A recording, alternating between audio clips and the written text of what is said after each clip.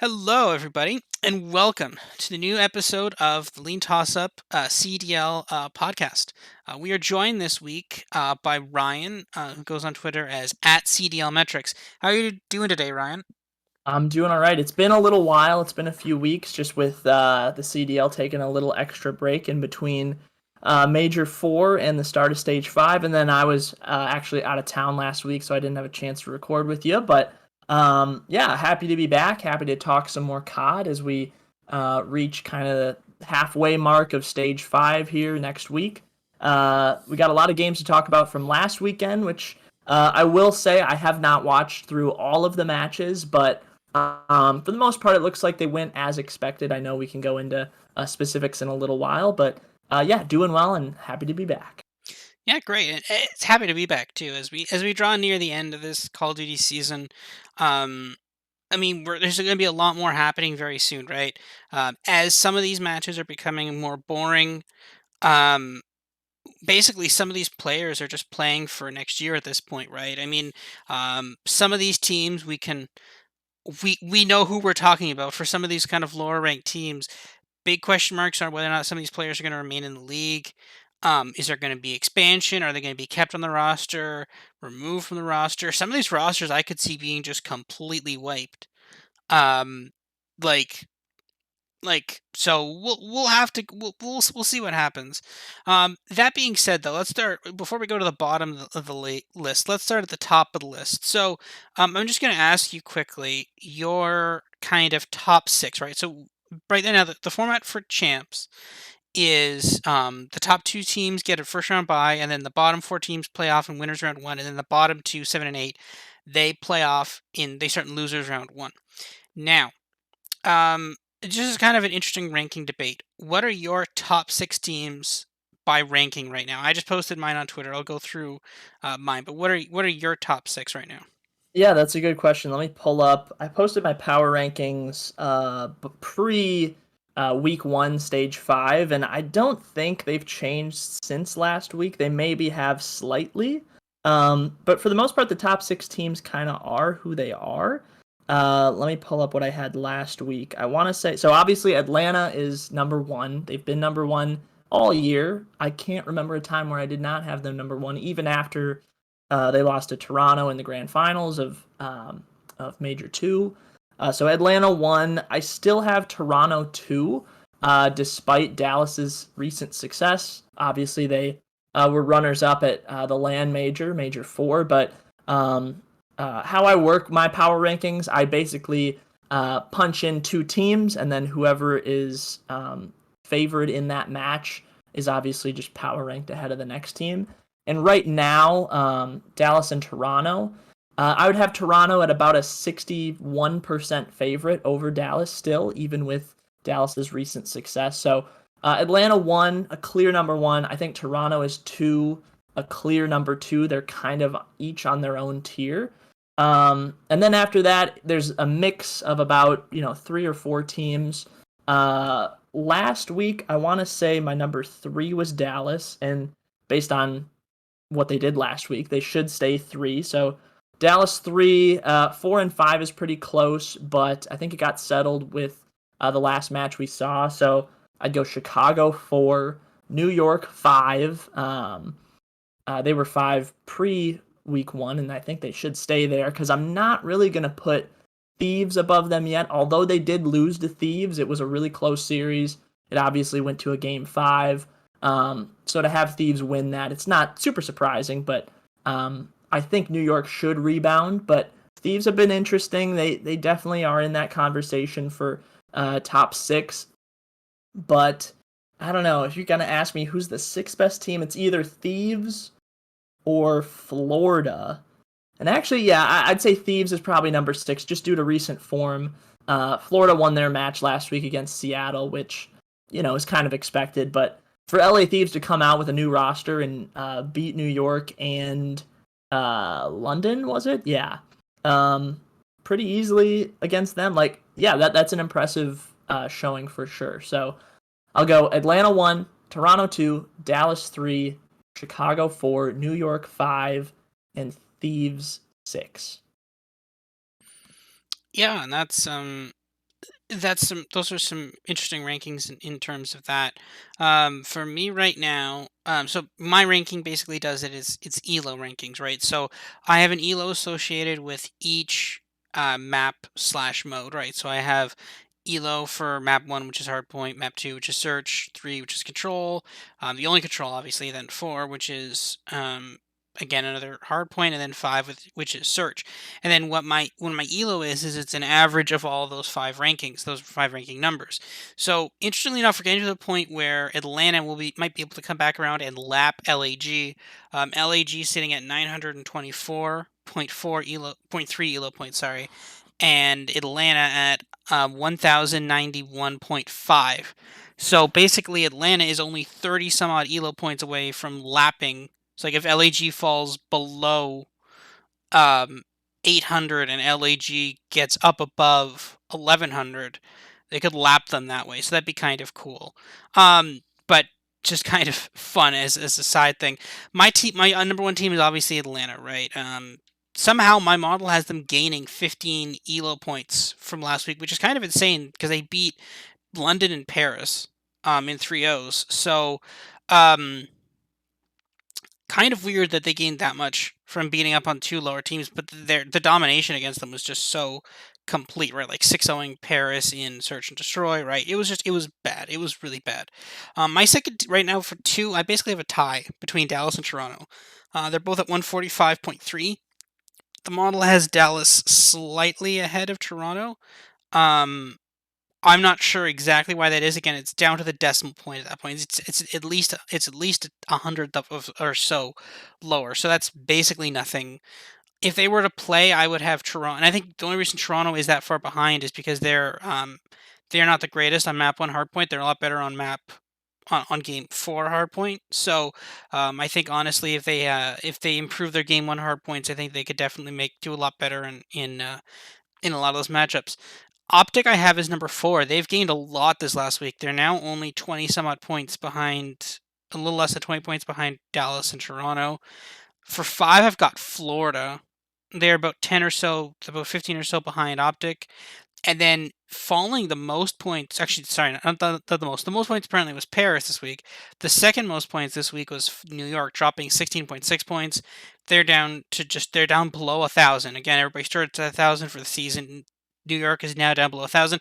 Doesn't mean they're worse than they started with the season. Everybody started at the base 1,000, but it now means that they are now below where you'd expect the average team to be at this point. So they're now just a little bit below that average. But again, that's obviously skewed up higher because you've got teams like FaZe and Dallas and Toronto kind of just soaking up extra points. But they're sitting now at sixth, and it's interesting to see. So this is a lot of people were kind of surprised. I personally was surprised when Thieves beat New York last week. That was a surprise for me. I had New York just kind of mopping the floor with them, 3-1, maybe even a 3-0. I really underestimated Thieves, and we're going to talk about Thieves in a second a bit more. But I want to talk more specifically about New York at this moment because they were they were doing great in stage four. They went to the stage four major. Asim couldn't get his visa in time, so he couldn't go. They had to get Decimate in. Decimate came in and they didn't do great. They lost out. They didn't go nearly as far as they wanted to. Then they come back to stage five major on online, and Asim's now in Texas, and I believe he's in Texas. He's in the States somewhere now, and now there's problems. Now they're coming down. Now the thing is, after they lost to Thieves, I was like, okay, that's it.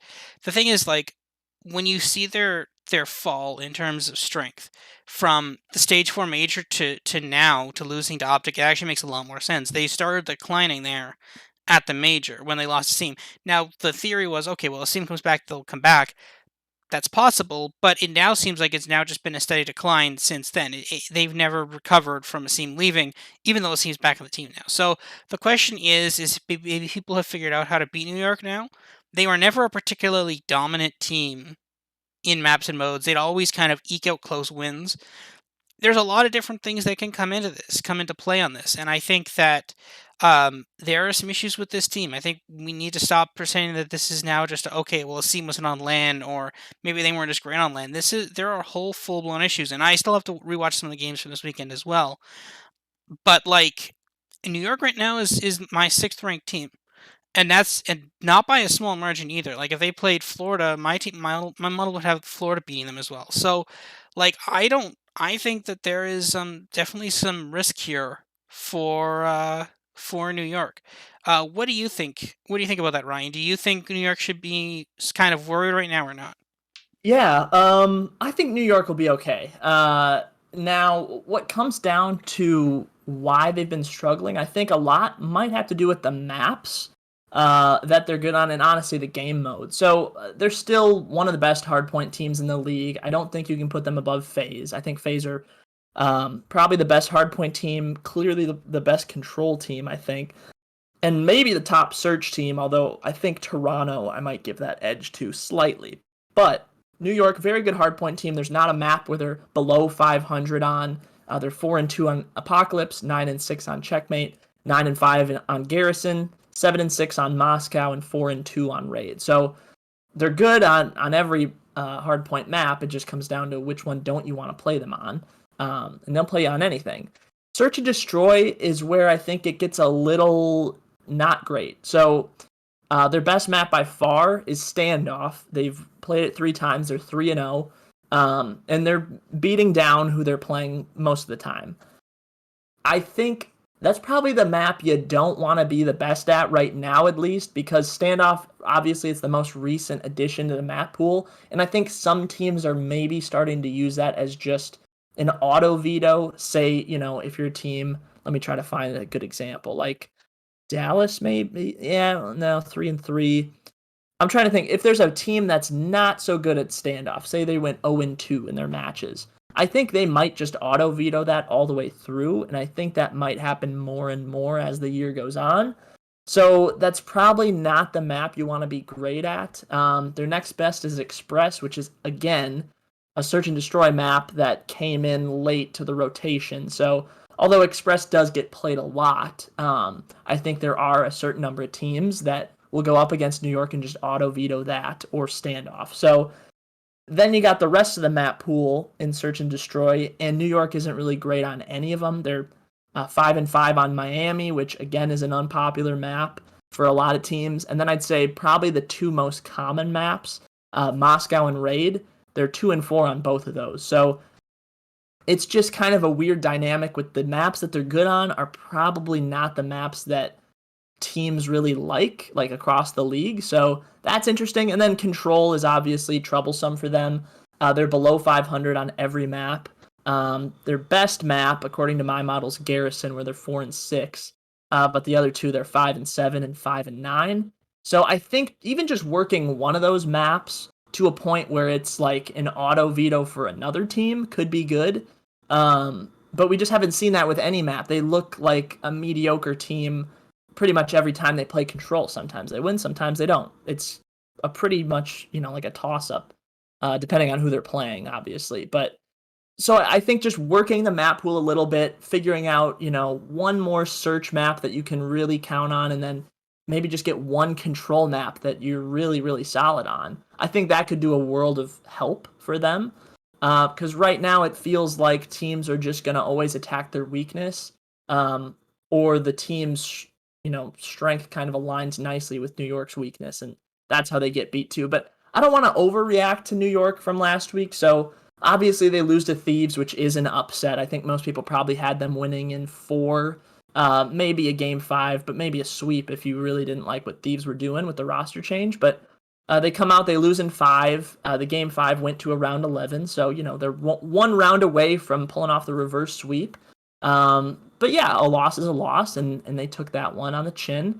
And then obviously the most recent match against Chicago was a 3-0, albeit a pretty close one. Again, a search and destroy round 11 that did not go their way. Now those aren't guaranteed to just flip, and they're going to win those round 11s. You still got to pull it out, but a close one at that. Their control was not great. But Hardpoint, they've been a little weaker. Obviously, they were like crazy good once Hydra joined the team. I think people are maybe starting to catch on to what they like to do with Hydra in those hardpoints. But yeah, I think they're in an all right spot. Clay is obviously a really good player. Hydra's talented. Max talented. Asim is a key role player who is probably having the best year of COD of his life. So to see them struggle in week one, it's not a huge surprise, but definitely one of the storylines to take away. Yeah, that's important to know. All right, so let's get into the games for this week. So first off, to kick it off on Thursday, 3 o'clock, LAG versus Toronto Ultra. LAG plus 800, Toronto minus 2,500 on Bet365. LAG plus 2.5 is plus 100. Toronto minus 2.5 is minus 138. Over 3.5 plus 100 matches the plus or minus 2.5 exactly on the over and under 3.5 maps. So for this one, I think it's pretty clear that LAG has kind of given up. Um, Getting rid of your top player for no apparent reason and then sucking doesn't seem to be a great plan. Um, Yeah. I mean, I think the thing is with Dallas, it's a bit different because it is kind of a vivid revenge game because he was dropped by LAG in kind of a similar manner to Chino, honestly. Um, and then they're like, "Screw you! I'm back in the league. I'm doing awesome. You shouldn't have gotten rid of me." I I like. Does LAG not know that if they tank, they get a good draft pick? Like they don't. That doesn't happen. Do they not realize this? Like Maybe they, yeah, it's not the NFL, guys. Like, you it's, you, you can't tank to get a good draft pick. You don't get to draft simp. Like that's not how this works. I mean, like, like I mean, you had a week. You had like a one stage left. You were down. Like they were not in the greatest shape. They weren't in good shape by any means, but they weren't like completely eliminated.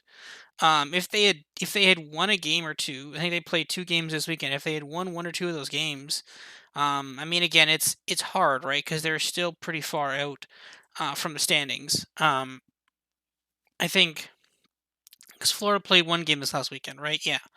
So Florida was at sitting at 170 going into the weekend. LAG was at 100, right? So you're only 70 points out. You've got the 5 stage games, and you've got a major, which you can theoretically win up to 75 points in. Now, obviously, you're not going to probably win 75 points, but getting 30, 40, maybe even 50 points is not impossible if you go on a good run and you get the best team up there.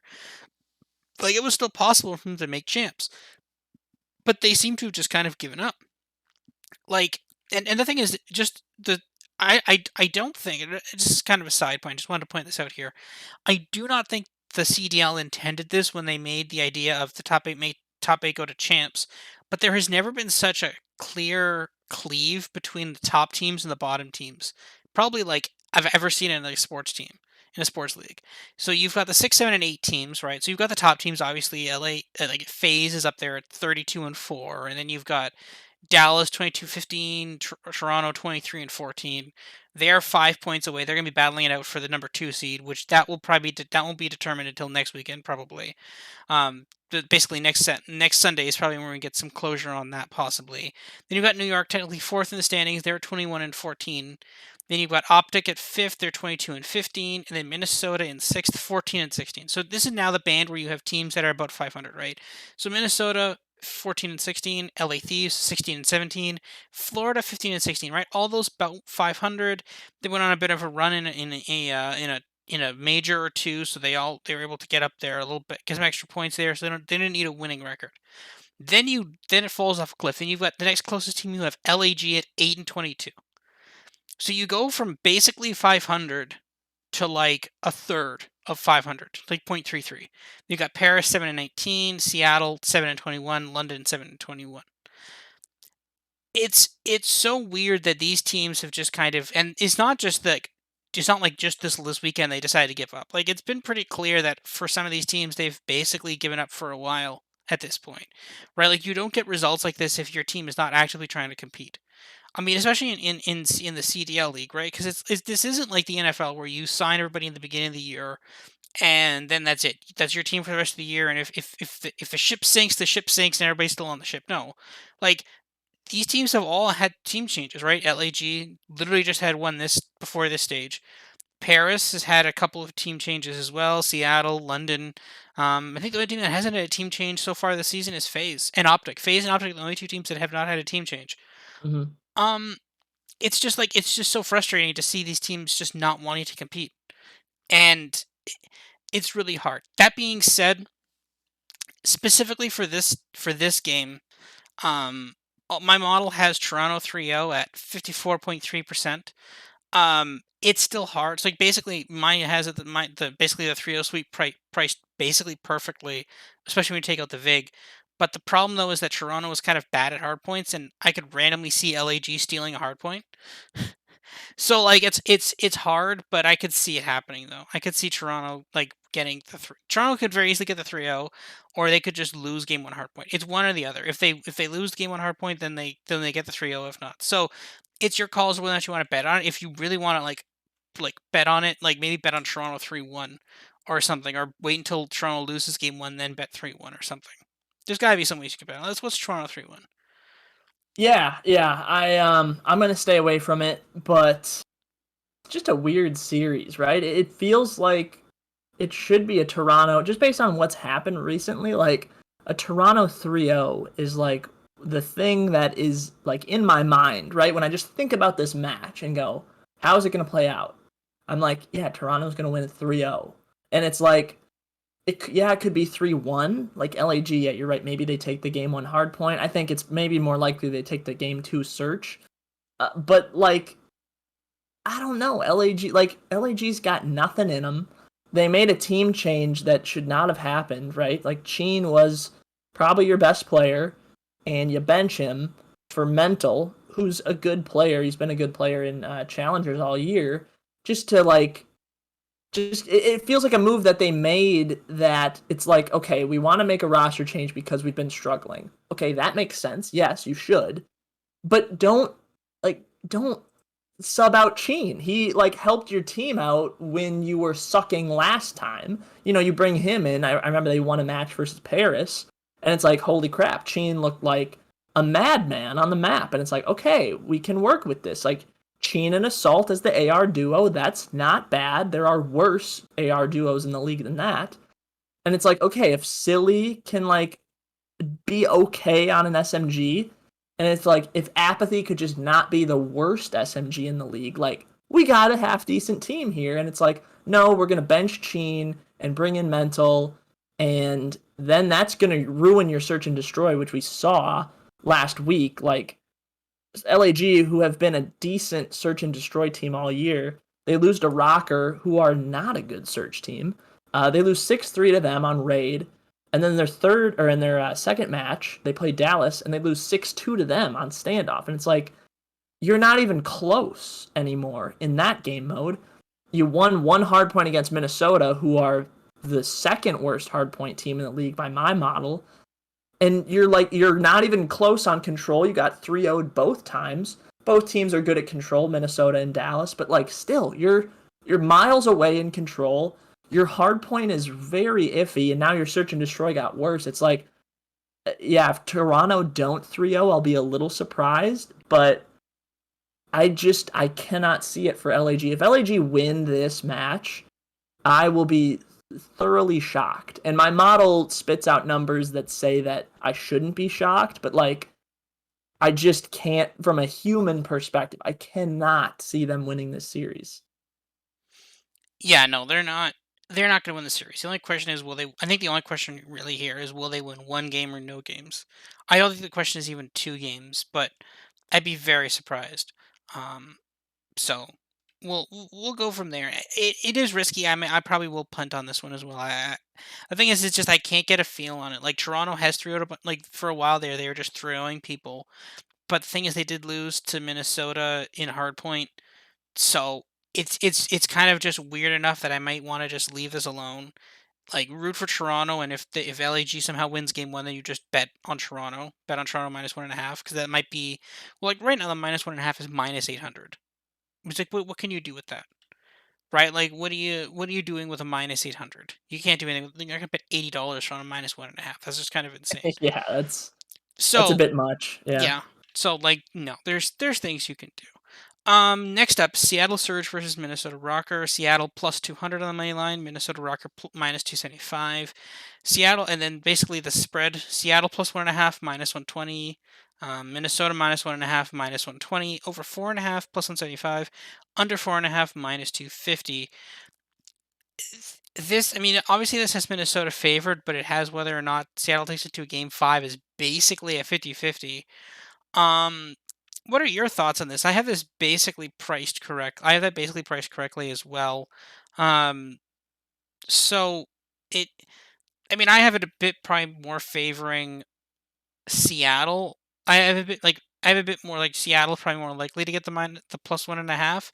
But then again, they seem to also have kind of given up. Apparently, Seattle is a really good control team now. Apparently, how many control? Apparently, yeah. Yeah, I don't know what to think of them. Yeah. that control So team, Seattle. yeah. I have Seattle covering a map and a half about 59% of the time. So I do think they're the right side of this match. And a lot of that has to do with, yeah, you're right. The control improvement has been impressive. And, kudos to them because holy crap, for, I don't know, 4 months, everyone was screaming at Seattle, like, hey, get good at control or at least don't suck as bad as you have been. And it's like they kind of listened. Like, they got good and they got, like, well, not good. They got better. And they got better at, like, at least a couple of maps. Like, Garrison was always that map that, like, they could get wins on if teams were willing to play them on it. And now it's like they're a decent checkmate team, too. So you throw away their 0-8 record on raid. You just say, okay, they're always gonna veto raid, and now you're a 9-11 team in control. And it's like, hey, that you can win controls if you're playing on those maps. So good on Seattle for improving in that because holy crap, they were so bad. Um, and yeah, I do think they're the right side of this match. I do think control is tricky in this match. Minnesota are a sneaky good control team.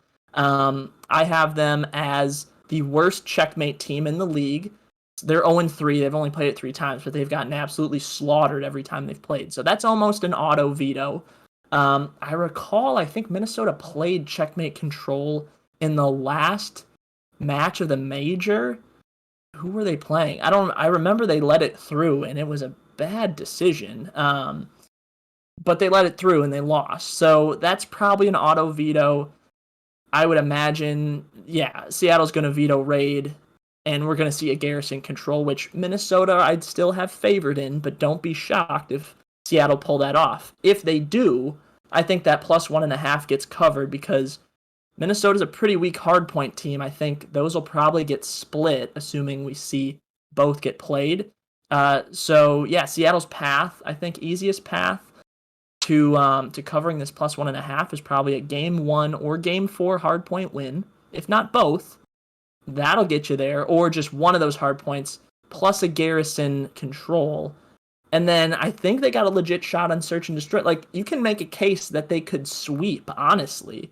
So I think they are, like, by far the best value out of, if we're just talking Thursday's games, like, Seattle, Minnesota, I think, is bettable, and I think Seattle is definitely the right side. That first match, LAG Toronto, I really don't want anything to do with that, but now, although Seattle did look not so great last week, I think we might see a bounce back. Um, but yeah, I don't know. What are your thoughts? I mean, I would say that I think because my model right now has Florida as a better team than Minnesota. Same, yeah. So in that case, then if you follow that logic, then Seattle is closer to Minnesota than they are would be to Florida, right? So it makes sense that Florida would cover the 3-1, but Minnesota might struggle to. So I definitely don't I don't hate the Seattle. I hate the fact that it's -120 on the +1.5. I'd love it to be more. I don't think you take a bite on the money line. I don't think, but I don't love Minnesota. I mean, like, look at what Minnesota's done so far, right? They beat LAG, who are apparently actively tanking, and they lose 3-1 to Toronto. I still have to rewatch that game. Game one they did beat them in a hard point, but it was a close hard point, and then they lost games 2, 3, 4. Right? So not the most comforting from Minnesota there. I don't think so. So we'll have to see. I don't know. It depends on what I feel like. If maybe I'll take a stab on a money line and a spread thing. We'll see. I'll think about it. I'll see. Um. All right. Moving on to Friday. This is kind of one of my interesting games of the week. Florida versus Dallas. Florida is plus 240 on the money line. Dallas is minus 334. Florida plus 1.5 is plus 100. Dallas minus 1.5 minus 138. Over 3.5 maps minus 250. Under 3.5 plus 175. I like Florida here. Um, when Dallas is in top form, which they are now, they're back to top form now. That's undisputable. When Dallas is in top form, the one of the only teams that can beat them and has been able to beat them has been Florida in the past. Now that's going into last season, yes, and yes, the Florida team is not the same, and the Dallas team also is not the same. But this Florida team is so high variance enough that, like, I think they could pull off an upset here. I definitely Yeah. think it's within the realm of possibility that we could see an upset. The plus 1.5 at plus 100 is very attractive, in terms of value perspective for me. I could definitely see this going to a game five, even if Florida doesn't win it. What do you think? I actually would say the other way around. I like a money line. You mentioned their high variance. I think if you're going to bet an underdog, Florida makes a lot of sense here. I like them a little more actually than Seattle. At least that's what the numbers say.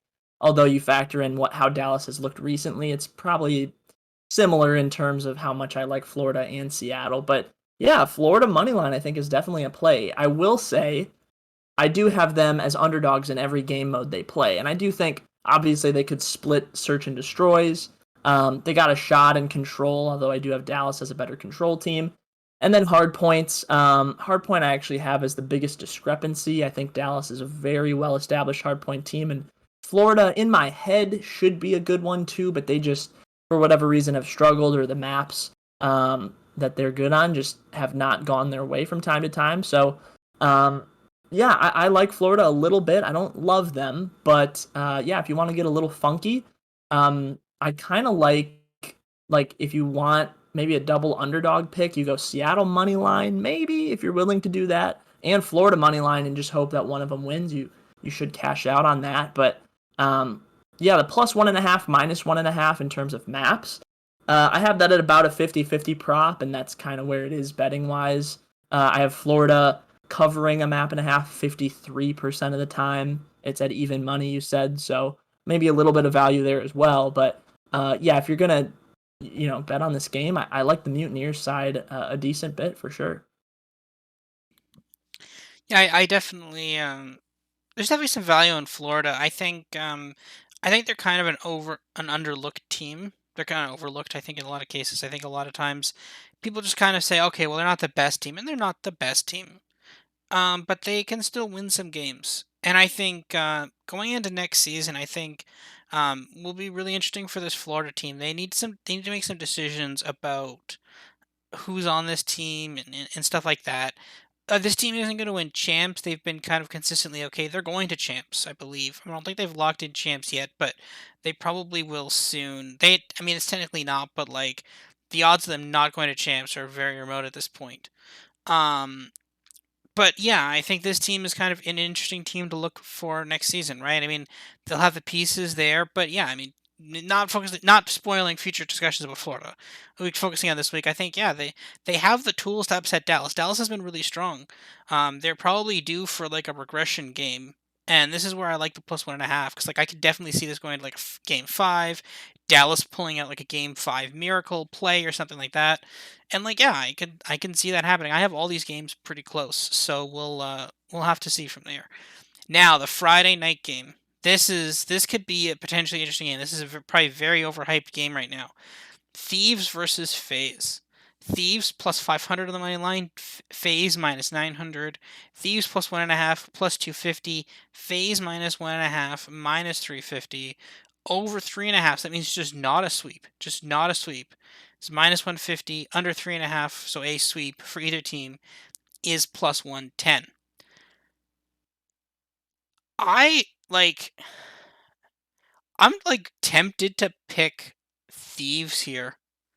The thing is, my model is definitely undervaluing Thieves right now because they sucked for so long, and my model takes a while for them to recover.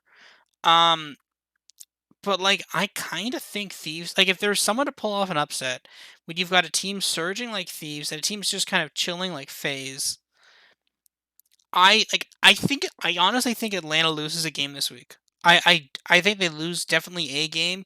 Maybe they even go to a game 5 against either Thieves or Optic. Like they one of those is happening. What do you think? Yeah, no, I can't see. I know you mentioned Thieves might be in, a little bit of a malaise right now. They just keep winning, but I think they realize how huge these two games are this week. Um, Obviously, Group A right now is a perfect mirror. So you have FaZe, Chicago, and Thieves all at 2-0, New York, London, and Paris all at 0-2, which is also weird to see Group A all play twice in week one, which means Group B almost everyone played only once. But yeah, Atlanta knows these games are huge. I actually think you're gonna see more Thieves money come in and in and in, and it's like, don't. I would not buy into it quite yet. It's been two matches. We've seen Thieves in the past, switch rosters and look good for a little chunk of time, except when they put Hook in for the first time. Um, but yeah, you see it all the time where a guy comes into the roster, they see improvement, but that fades away after time. And I think, again, people maybe get it confused where it's like, yes, it seems like roster changes help a lot when you make them, but you also have to remember where you're coming from when you're making those roster changes. Usually, you're at some of your lowest points in the year, right? Thieves, they had the whole Hook drama at the major. He wasn't on the team. They put in Draza. They lose their first match of the land major, one that Slasher's been waiting for forever at this point, and people just forget about him. And now they make a new roster change. They bring in John because the Hook drama continues, and it's like, oh, now they won. They beat New York, a really good team. Okay, they beat them in 5. It took game 5, round 11. That can really go either way. But, they won their other game against London, too, pretty handily. So, yes, they're improving. That's good to see. But we have to remember that, like, how bad they were pre-roster change, is also affecting, I think, how we think of the team now.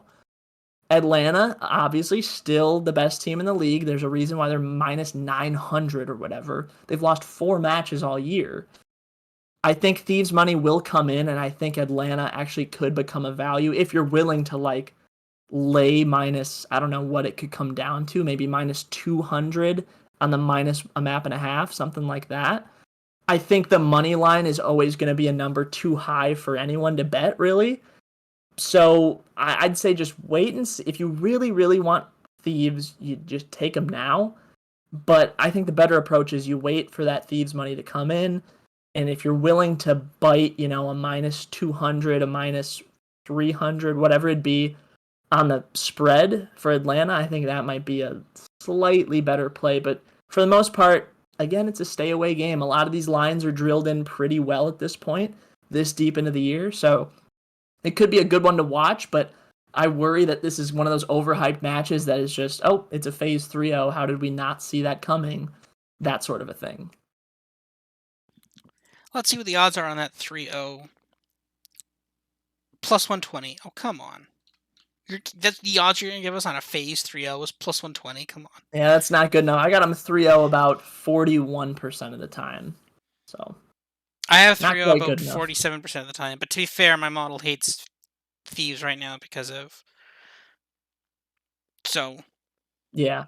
Also, betting exact outcomes like that, usually not the best thing to do. Those are a little juiced up most of the time, but yeah. um So, yeah, I don't yeah. know. It's a bit. This game's a bit iffy for me. Again, there's more than enough meat on the Florida Dallas game to go with. You probably don't have to go with this one. It's just a really weird game. If there's someone that's going to take down FaZe, like I think FaZe can lose a game this weekend. I think they will they can and they possibly will drop a game. Optic has looked really good. Thieves have looked really good. I would put Optic more than Thieves, which is exactly what the betting lines say as well. But I don't know. I wouldn't completely count out FaZe from pulling off a kind of interesting upset there. Moving on to Saturday now. We've got London versus New York. London plus 250 on the money line. Subliners minus 350. London plus 1.5 plus 110. New York minus 1.5 minus 150. Over 3.5 minus 250. Under 3.5 plus 175.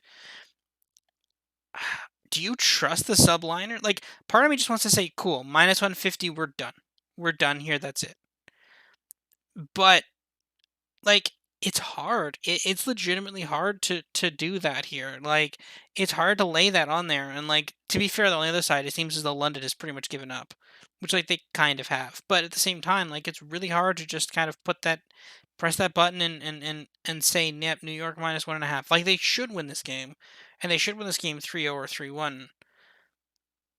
But like, it's a bit scary. Do you share that fear, or are you ready to pull a minus 1.5 here Yeah, for New York?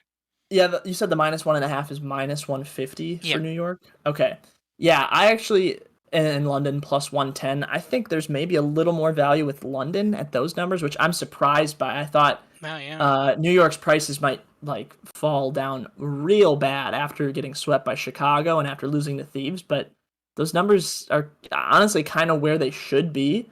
I'm curious to see if they move any further though, if people still fade New York, but it's not like London have shown anything really lately, so it's kind of one of these gross matches where it's like someone's got to bounce back and win, and it's probably New York.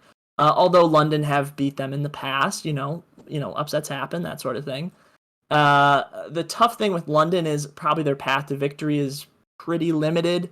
I think like the most likely way they get this done is two searches in the control.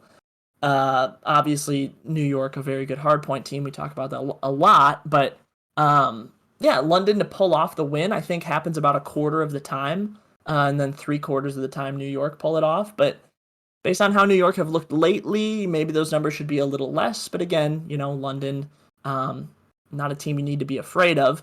I don't really know what to do with this. Probably just stay away or wait to see if any of these numbers change. But I honestly don't think it's going to be a popular game for bettors. So it's probably as stay away-y as a game can get, if that's even a word. I don't know. But yeah, just a wait and see approach. I think if New York struggles, if they go to a map 5 with London, even if they win, I think you chalk that up as a loss, for New York. You want to see a 3-0, you want to see a 3-1 convincingly, but if they don't show it against London, like then you might start to press the panic button. So we'll see how this one plays out, but for me it's just to kick back and relax and watch and hopefully see New York improve because I want to see a good New York at champs. I agree. Same. I also agree. This is definitely stay away. I don't like this. I don't want to touch this. This is because this could blow up in your face, right? Because you could say New York minus 1.5 are good, and then all of a sudden London pushes into a game 5, and you're just like, come on. Maybe they And you're just like, duh, how did I not see yeah, that they'll forget how to play happen? hardpoint Yeah, again, game 1, and then yeah. then you'll be sad. LAG versus Florida, Saturday afternoon. LAG plus 350, Florida minus 600. LAG plus 1.5, plus 162. Florida minus 1.5, minus 225. LAG over 3.5, minus 200. Florida under 3.5, plus 150. This is the Florida minus 1.5 all the way. Um, this seems like a really good value. Um, yeah, I think this was worse before. I think this game has moved. I think, but yeah, this is Florida minus 1.5, but it's minus 225, so you're paying a little extra. If you can parlay that with something, I think if you can parlay that with the next game, you get minus 125, which isn't horrible, but you wish it was plus. What's your thoughts on that? On this? Any thoughts? Anything you want to add? Another nail to the LAG Yes, coffin? yes. If you like Florida minus a map and a half, Robert, just take that right now. Like literally right now, because here's what I kind of see happening. LAG, who do they play? They play their Toronto. first match, Toronto. That's an obvious loss. Like they're gonna get smoked bad. And Florida play Dallas, right? Hmm. Yeah. So how I see those going, Florida could upset Dallas. I think if Florida beat Dallas and LAG get crushed by Toronto, these numbers on this LAG Florida game could go way out of whack. And I think LAG could become a value, as crazy as that sounds. But right now, if you want Florida, just take them now. I just think we talked about the volatility with Florida, though. Like, is it crazy to think they might beat Dallas and lose to LAG? Because I don't think it is. I know that doesn't make any sense in terms of like power rankings. Obviously, Dallas greater than Florida, greater than LAG.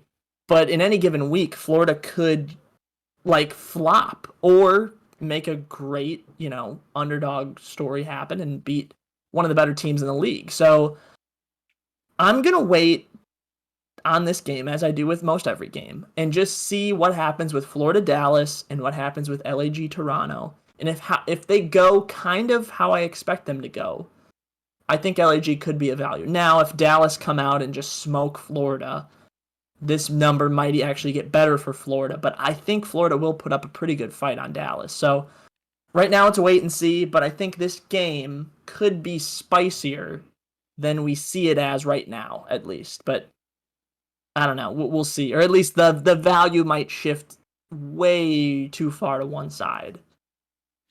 Yeah, But it's a tricky one too because I think these teams have played probably 18 times this year, and I think Florida are like 18-0.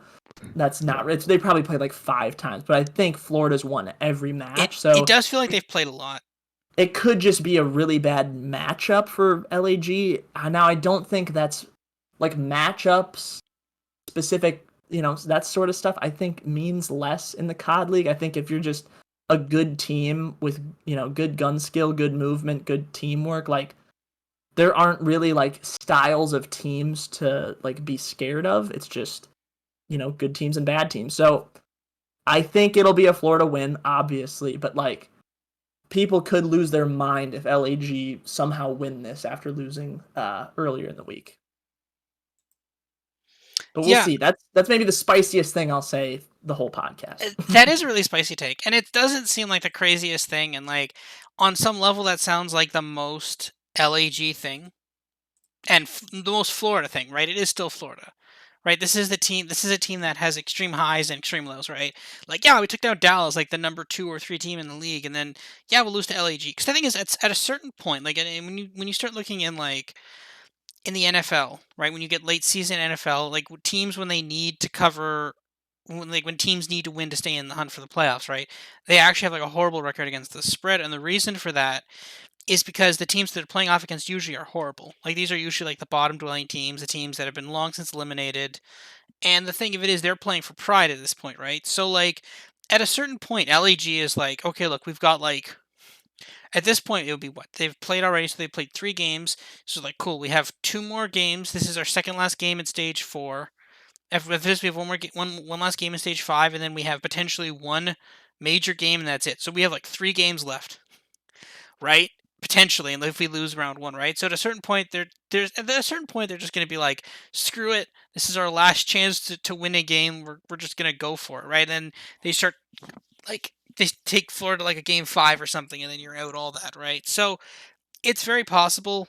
It's unlikely, but it's extremely possible that at a certain point LAG could just kind of pull on the like just pull out the boosters there and just kind of go. So it's it could LAG could possibly do some things down the stretch. Here's what I'll say about this game. One more thing. You said the most LAG thing to happen would be to maybe win this game, after getting just scorched by Toronto. The most LAG thing to happen is get killed by Toronto 3-0, like the hottest 3-0 of the year, Yeah, and then lose to Florida in a game 5 round 11 in devastating fashion because that's like what they do. that would like the thing is I think this the only universe in which LAG beats Florida or covers the spread against Florida is if they lose to Toronto 3-0. If they lose 3-1, then it's fine. Because it's like mission accomplished, we beat Toronto on a map. But if they lose 3-0 and they lose the hard point by like 200 points, then yeah, like 100%.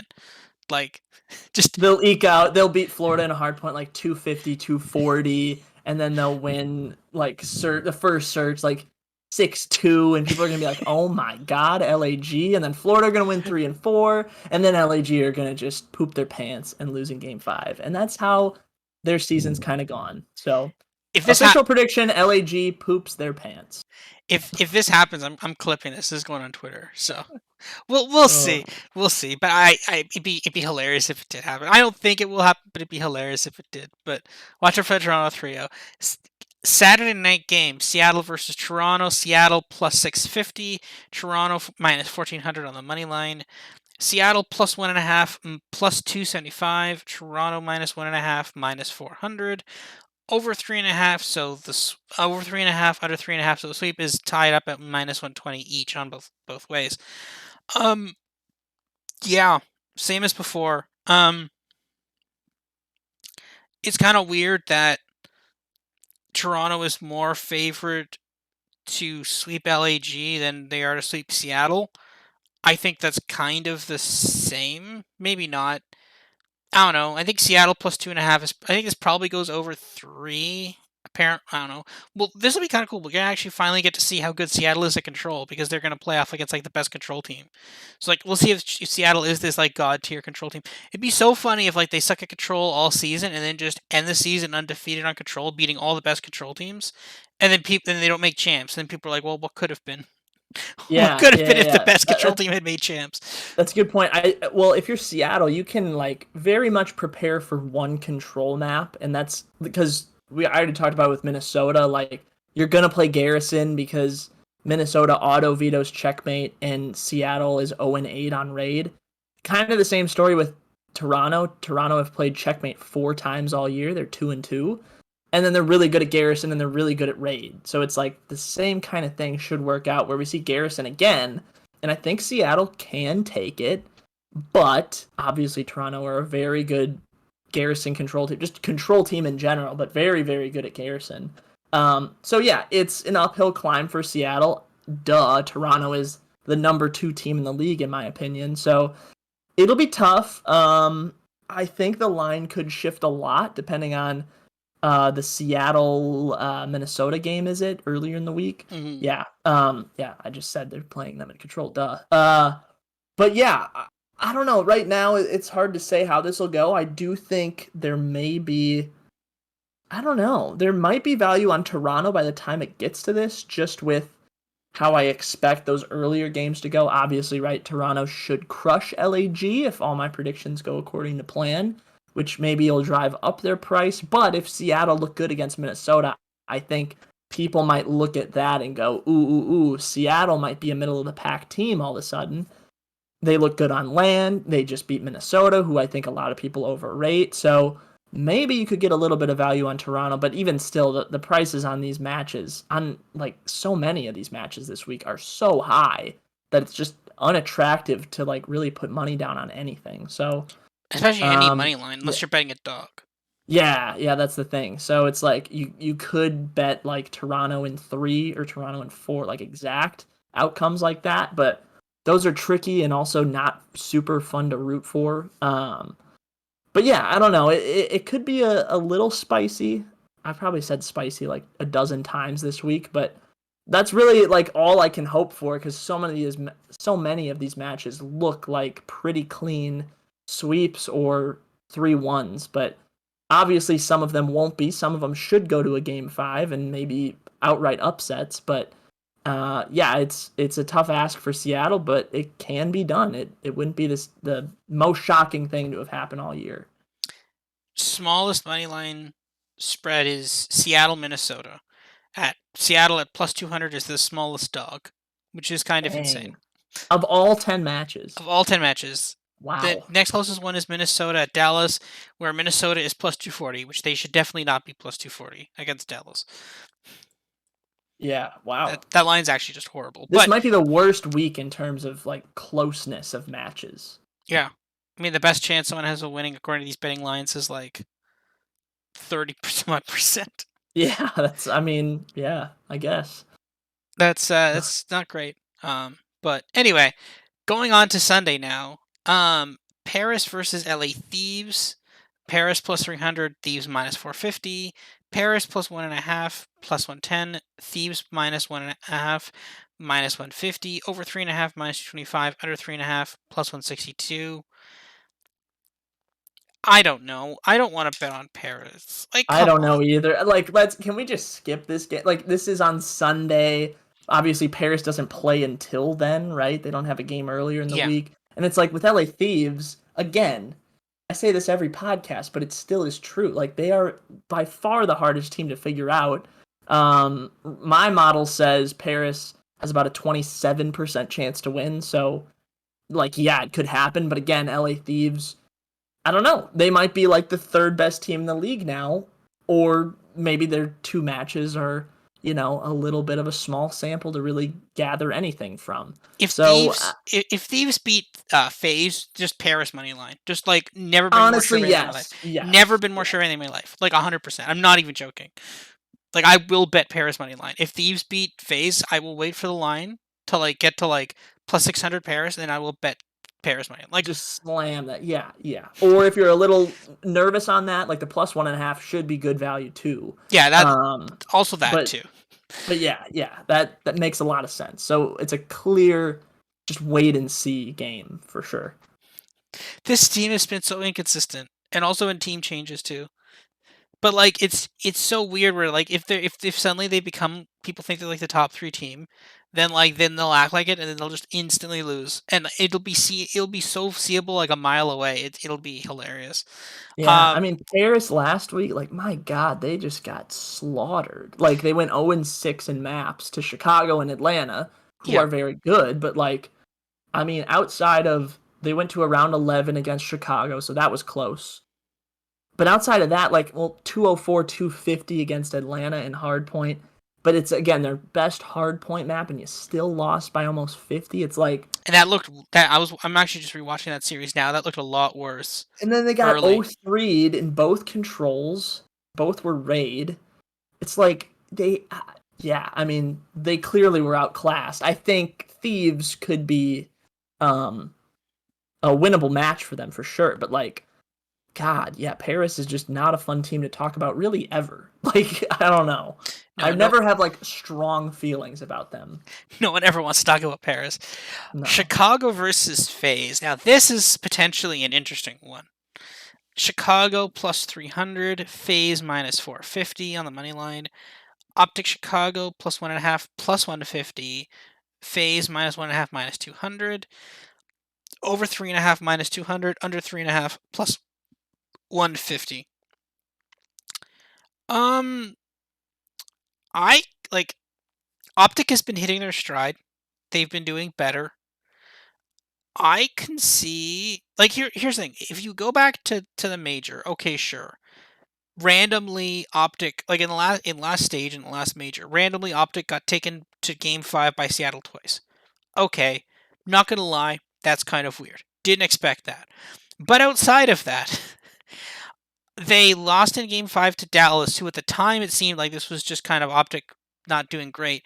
But then Dallas comes back 2 down to reverse sweep Toronto. Then they do almost take out FaZe. To now Dallas looking like one of the top 3 in the league. To now Optic not losing a map at all last weekend. Again, now to be fair, that is against. Well, no, it's against Paris and then a week in New York, but still a New York team. That is still pretty good. It's like I can see this going to a game 5. I actually can. I don't know if I want to bet Optic money line, but I could see this going to a game 5. Um, I don't know which game it's going to be that's going to take it to a game 5. I don't know which order of the series it'll be. Probably a hard point and a search. Probably not a control. Optics control has been kind of weird, but like also it's still FaZe too, right? Like, do you really want? But like if Optic starts putting things together like people know they should have, they probably have the pieces to take FaZe to a game 5 like they did earlier in the year. What do you think? Yeah. I don't know. I laugh sometimes when I look at Atlanta's like team summary page that I have here in my model because it's just so impressive. Um, as far as the match goes, I think it will be a good one. I know these hyped up matches in the past have not been good for the most part. But yeah, I don't know. Chicago's kind of in that same group, I think, with Dallas, with New York as like, third, fourth, fifth best team in the league, something like that. Maybe second if Toronto falters, but I still think Toronto's really good. And it's like, yeah, we've seen Atlanta, lose to a hot New York team in a game 5. And we just saw Dallas take Atlanta to a game 9 in a major. And it's like, yeah, these teams have a shot. And Chicago, I think is going to come out wanting to win this so bad. And that could also bite them in the butt, I think. And I hate to make a case for Atlanta, but I just see these kind of matches, like hyped up optic matches. I just see, waves. Actually, I see a green wall of bets coming in for Chicago and driving down Atlanta's price again to a point where it's like, yeah, the price is still high. Like, you never want to bet anything like minus 200 or more because it's just not fun.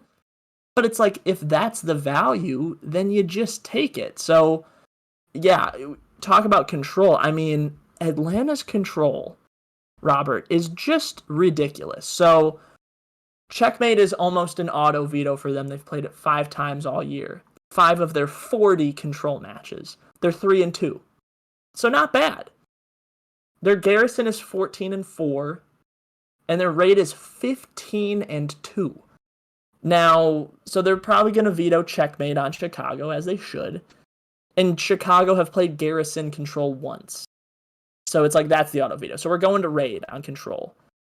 And yes, so Atlanta 15-2, Chicago 13-7, I want to say. Let me look that up real quick.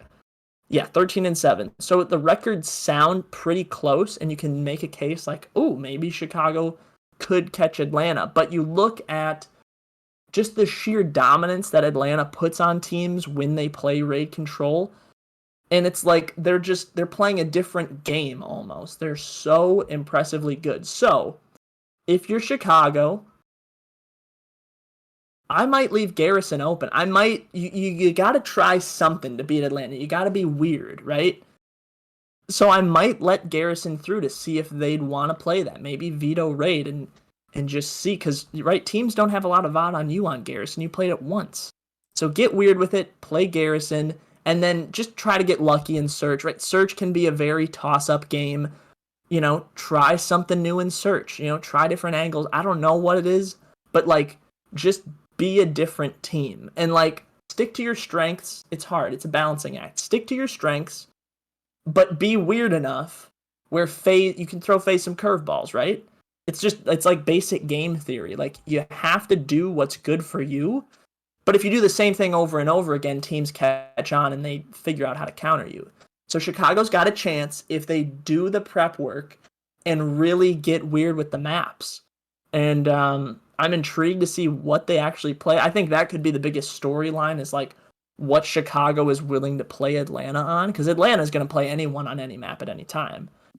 So I think we could see a really, really good series if Chicago gets a little funky with it and they put the prep time in for those maps. But from a betting perspective, like, I kind of see it going in favor of Atlanta if you're willing to lay a big price on them. But I don't know. This is like a classic just watch and enjoy type match, because it could be, honestly, just from what I feel, maybe one of the best matches of the year. Wow, that's some high Maybe. expectations. Maybe, of course. Um, it's interesting, right? Because it's like I want looking at this line. I like even against the betting model too. Like I want a lot. I want to just take the plus 1.5, plus 150. Like you just want to grab it and be It like, just feels right, yeah, right? it Yeah. feels right. But the thing is, it felt right the same time last time too, and I didn't grab it, and that was then the Optic got 3-0'd, right? So Yeah.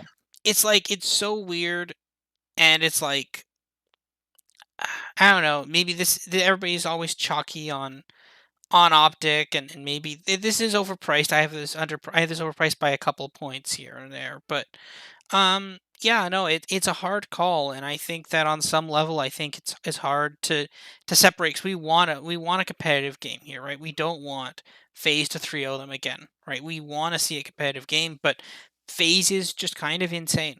Now, to be fair, they've been munching on some bad teams for a couple of weeks here, so For there's that. sure.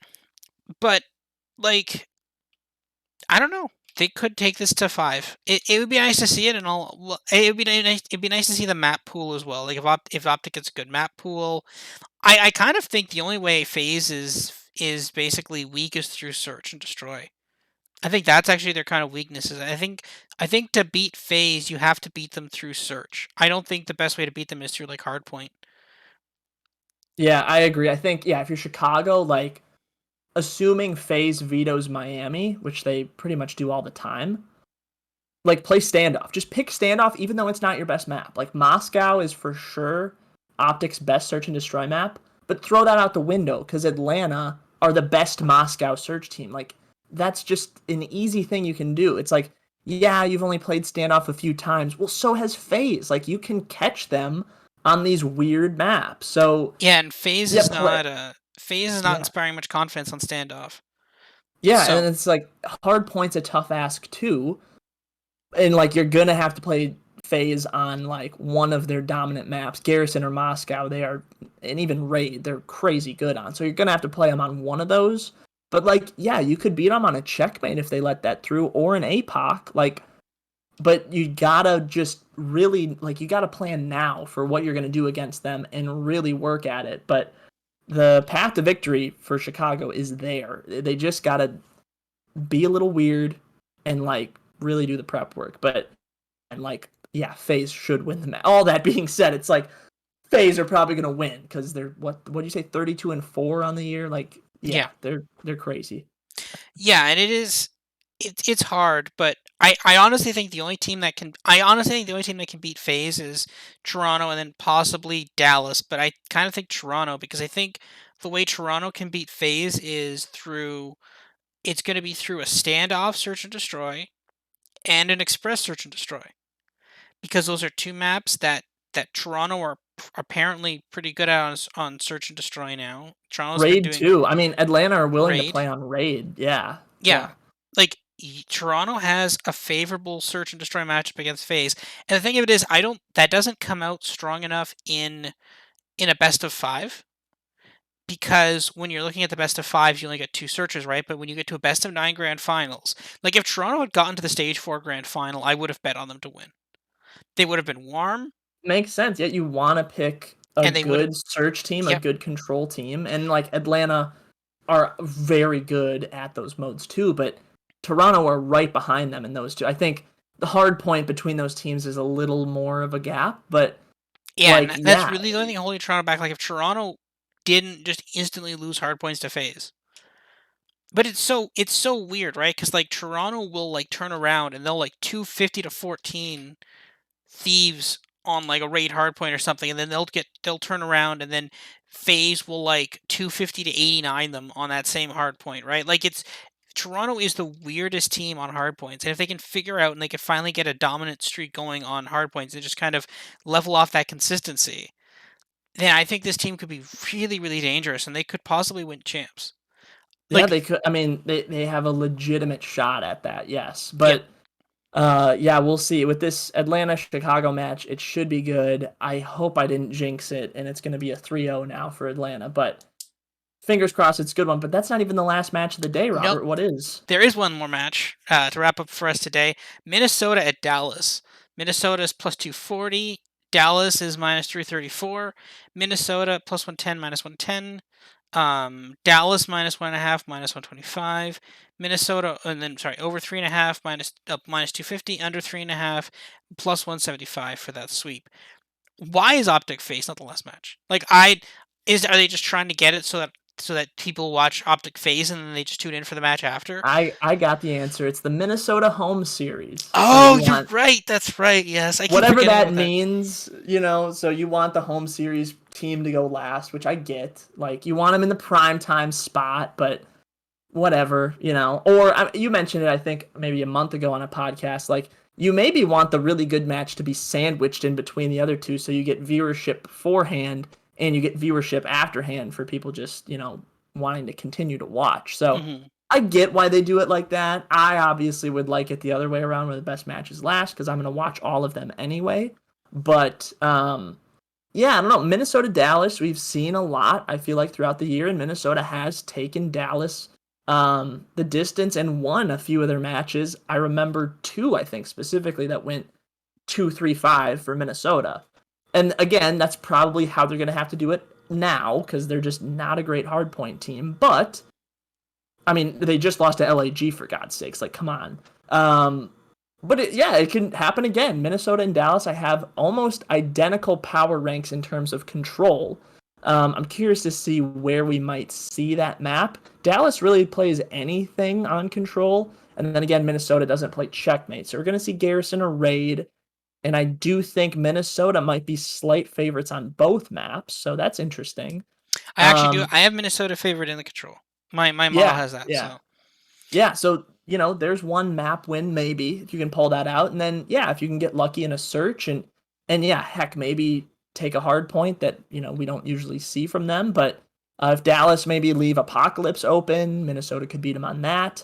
If they leave Raid open, I think Minnesota could maybe beat them on that. So we'll see how that goes. But yeah, search is definitely beatable as long as you don't play on Miami because Dallas are freakishly good at Miami. But outside of that, they're pretty beatable on any other map. So I think we got a good series on our hands, and I think there actually might be a case for Minnesota. I kind of like a lot of underdogs in that like plus 200 to plus 250 range this week, but yeah, it makes sense. I mean, I feel like some underdogs are going to win. Like if we see 10 favorites win, that's going to suck. Uh but it could happen.